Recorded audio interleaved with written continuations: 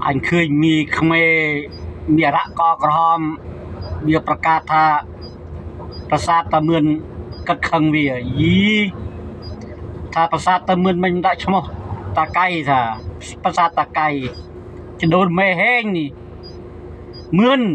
ប្រាសាទតាមឿនគឺប្រាសាទខ្មែរថៃថាប្រាសាទខ្មែរហេងនោះតាមន់ប្រាសាទតាមន់នេះប្រាសាទខ្មែរហេងនេះប្រាសាទតាមឿននេះគឺប្រាសាទថៃយីมีរ៉ាកក្រហមនេះ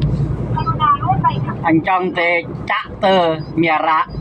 មីត្រក្របនេះអញមិនចង់ជីទេចិត្តសន្តានខ្មែរមកដូចគ្នាវាអញនេះវាខ្មែរថៃ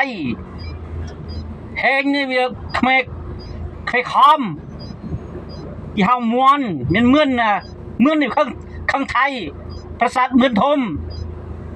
ថាភាសាខ្មែរហេក៏emដាក់ប្រាសាទតមន់ធំ